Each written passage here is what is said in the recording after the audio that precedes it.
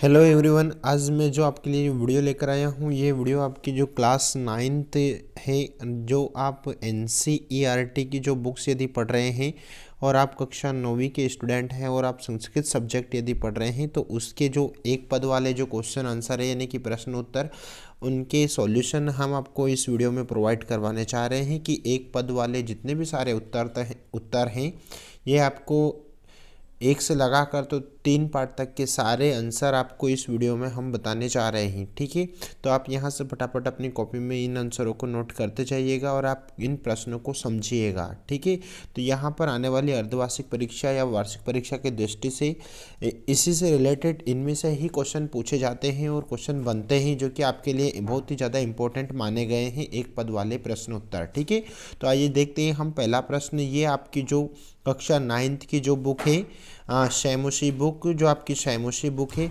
उसका जो शैमुशी जो बुक है उसका जो एक पद वाले जो प्रश्न उत्तर है हम आपको इस वीडियो में कवर करवा रहे हैं। बहुत काफ़ी बच्चों के हमारे पास में कमेंट आए थे कि आप हमेशा संस्कृत के भी एक पद वाले प्रश्न उत्तर हमें हल करवा दीजिए, इसलिए हम ये वीडियो आपको पहुँचा रहे हैं। ठीक है, तो यहाँ देखिए आप पहला प्रश्न, कवि काम संबोधयति। पहला जो प्रश्न है, कवि किसको संबोधित कर रहा है। ठीक है, आप प्रश्न का आंसर भी समझिएगा और उत्तर भी याद रखिएगा। ठीक है, कवि काम संबोधयति, कवि किसको संबोधित कर रहा है, तो वाणिम। इसका राइट आंसर क्या हो जाएगा, वाणिम। मैं यहाँ पर डिस्प्ले पे लिख भी रहा हूँ, आप अच्छे से ताकि गलती ना करें और यहाँ से नोट करते जाइए। क्या आ रहा है आंसर, वाणिम। ठीक है, पहला जो प्रश्न है उसका आंसर हो जाएगा वाणिम। दूसरा जो प्रश्न है, कवि काम वादयितुम वाणिम प्रार्थयति, है ना, यानी कि आपका जो प्रश्न है वो कवि वाणी से किसको बजाने की प्रार्थना कर रहा है। तो किसको बजाने की प्रार्थना कर रहा है, वो बात कर रहा है वीणाम। किसको बजाने की, वीणा को बजाने की बात कर रहा है, वीणाम आपका आंसर हो जाएगा। ठीक है, नंबर थर्ड जो है, कीदृशीम वीणाम निनादयितुम प्रार्थयति, यानी कि जो तीसरा जो प्रश्न है, कैसी वीणा को बजाने के लिए प्रार्थना कर रहा है, तो नवीनाम। कैसी, नवीनाम, यानी कि आपका राइट आंसर जो बन जाएगा वो बन जाएगा नवीनाम। ये आपका उत्तर है। ठीक है, यानी कि तीसरे का उत्तर है। ठीक है, नवीनाम। चौथा है, गीतिम कथम गातुम कथयति, यानी कि गीत कैसे गाने के लिए कह रहा है। ठीक है, यह कैसा गीत गाने के लिए कह रहा है कवि इसमें। ठीक है, तो वो मृदु यानी कि मधुर गीत। तो यहाँ पर हम आंसर लिखेंगे, यानी कि चौथा घा का उत्तर आपका आ जाएगा मृदुम। मृदुम ये आपका आंसर बन जाएगा, मृदुम। ठीक है, अगला जो प्रश्न है आपका है, सरसाह रसालाह कदा लसंती, यानी कि आपका जो प्रश्न है रसीले आम कब सुशोभित होते हैं, तो वसंते। आपका जो डा का आंसर बन जाएगा वसंते। ठीक है, ये आपके जो प्रथम पार्ट है उसके एक पद वाले प्रश्न के उत्तर हमने आपको सोल्व करवाए हैं। जो आपका पहला जो पार्ट है भारतीय वसंत गीति, उसका जो पार्ट है उसके आंसर हमने, आइए देखते हैं दूसरा पार्ट। आपका जो दूसरा जो पार्ट है, वो दूसरा जो पार्ट जिसको हम उत्तर आपको सॉल्व करवा रहे हैं, दूसरा जो पार्ट जिसका नाम है आपको हम बताते हैं स्वर्ण काक, है ना, यानी कि सोने का कौवा।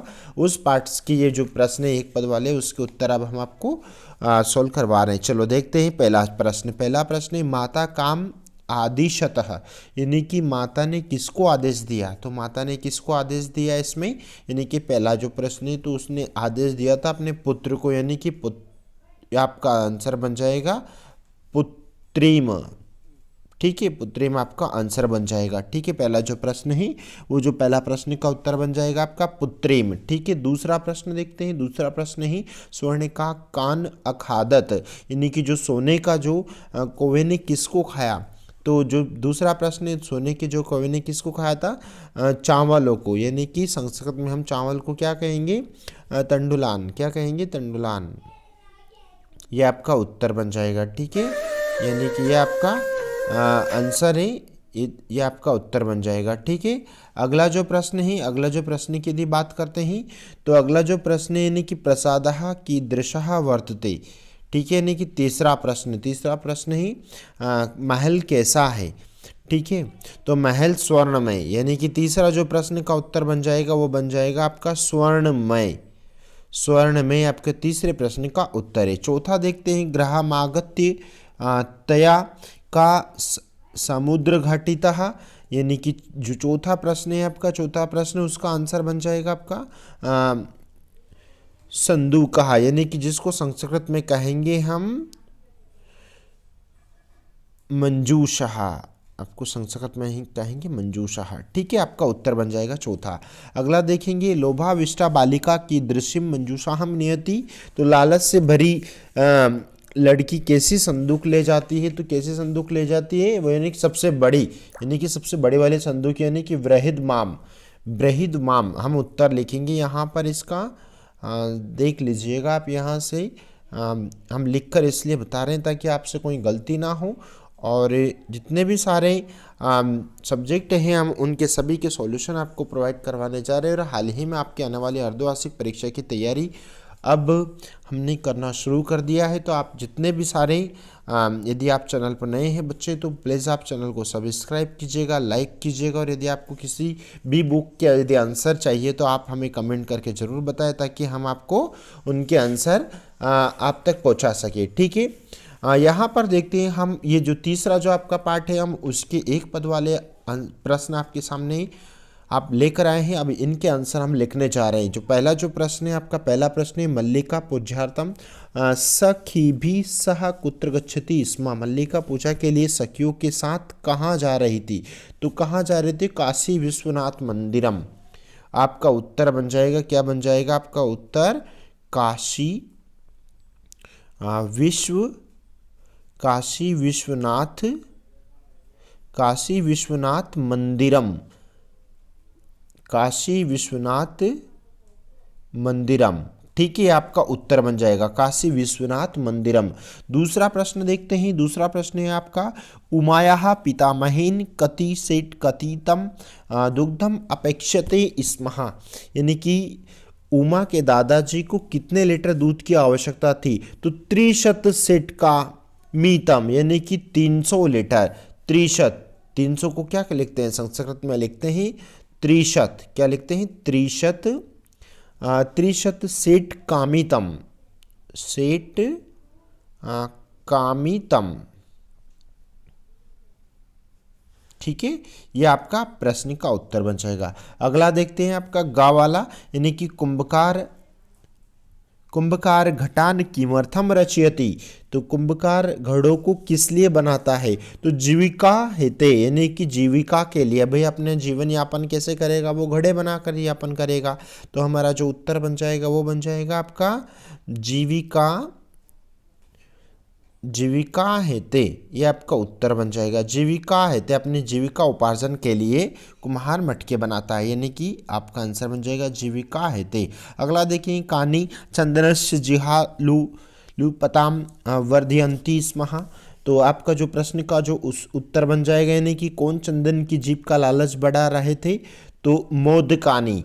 कौन बढ़ा रहे थे, मोदकानी। आपका आंसर बन जाएगा बच्चों यहाँ पर मोदकानी। यदि आप 9th के बच्चे हैं तो आप जितने भी सारे हैं ये एक पद वाले आंसर हम आपको आने वाले टाइमिंग में सोल्व करवाएंगे आप, इसलिए इनको अच्छी तरह से भली भांति से समझ लीजिएगा और उत्तर लिखते जाइएगा। मोदकानी मतलब लड्डू को। ठीक है, अगला जो प्रश्न है, अगला प्रश्न देखेंगे हम, नंदिन्यः पाद प्रहारे कः रक्त रंजित अभवतः, यानी कि नंदिनी के पैर के प्रहार से कौन लहूलुहान हो गया।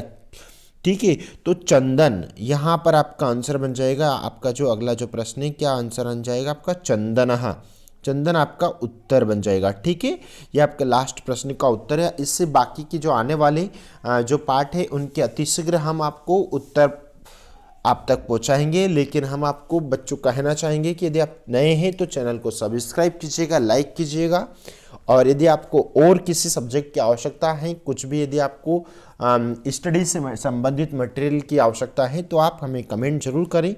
Thank you so much.